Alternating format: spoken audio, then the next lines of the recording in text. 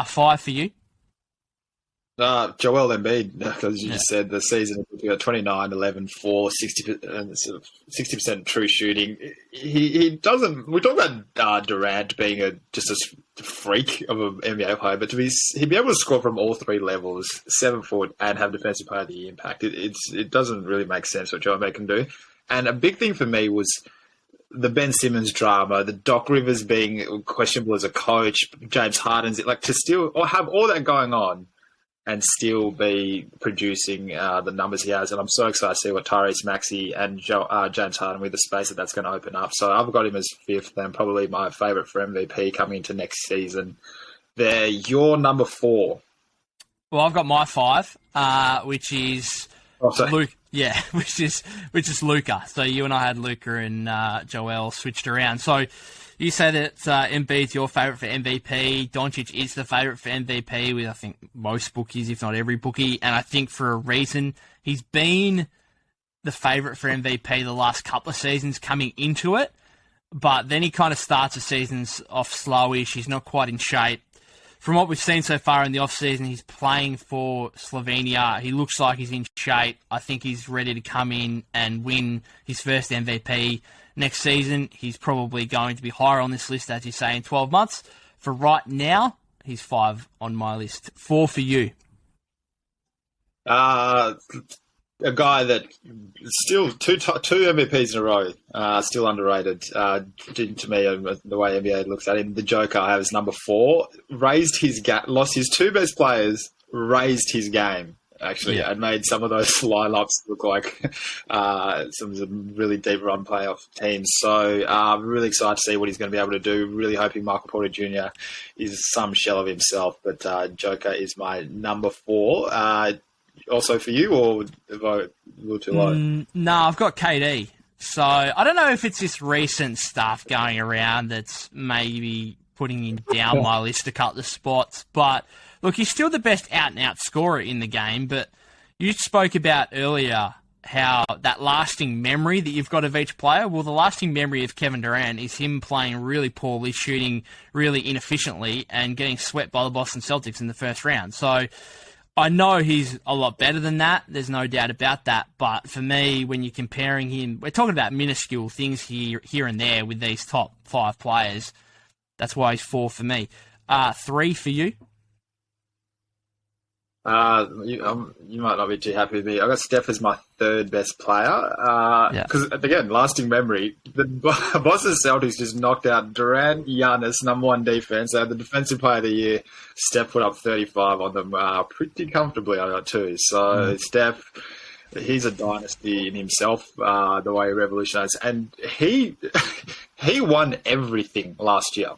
He won every single award possible last year, and he had players coming back from long injuries and came away with everything. So Steph, I have as my number 3 player in the NBA.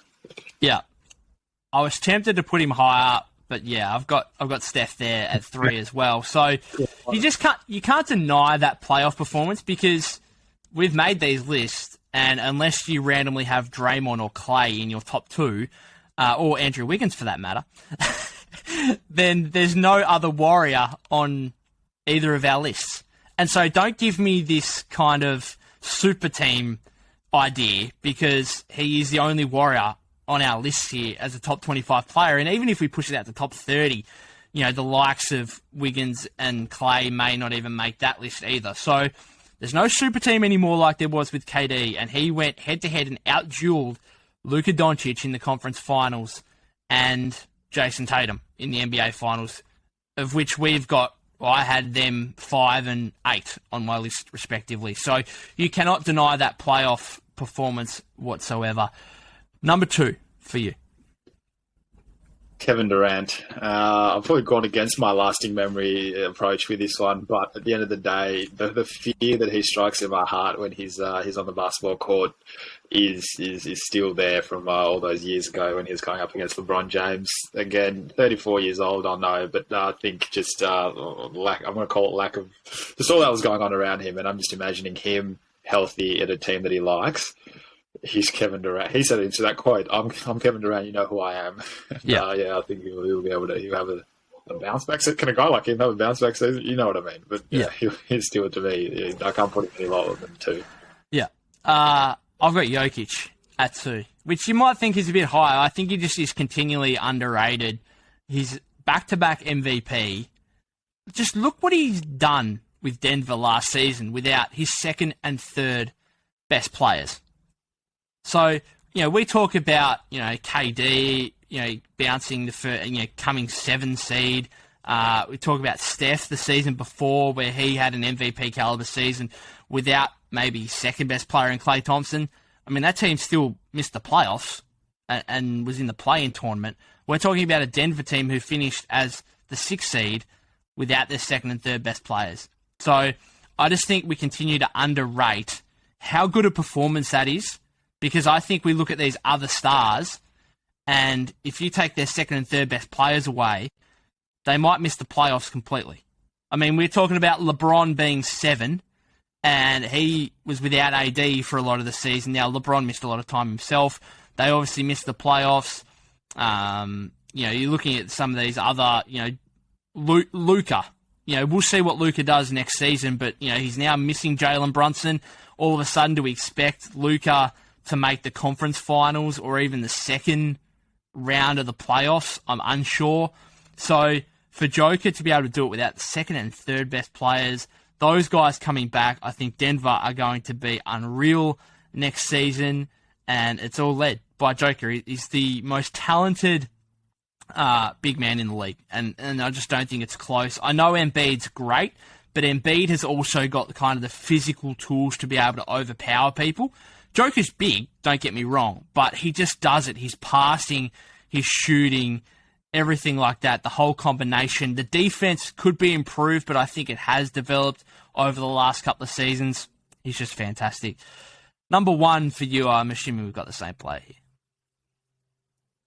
It is Giannis, who is, to me, quite simply. And today, I just watched him have some highlights from a Pracky game he had against Spain today, and it's so unfair. It looks like it should be just so unfair. I mean, last memory, the 33, 14, and 7 just bring up against the Boston Celtics with that. It took him to 7. With that, his running man in Chris Middleton, the mentality, the two-way impact, it's undeniable, and I can't think of a more nightmarish player to come up against than Giannis. It's pretty clear to you, not just now, but last year when he won the title, he officially took that title as the best player, surely. Yeah, absolutely. And look, he put up some great numbers. He could have been better in Game 7 against Boston, but again, without Chris Middleton, it was always going to be a tough task. I don't hold that against him. I don't hold losing to a strong Boston team against him. The most dominant player in the league by a country mile. You talk about the two-way impact. He was obviously the guy I was referring to when I said Kawhi was second behind him in terms of two-way impact in the league. 2-time MVP, Finals MVP, obviously in 2021.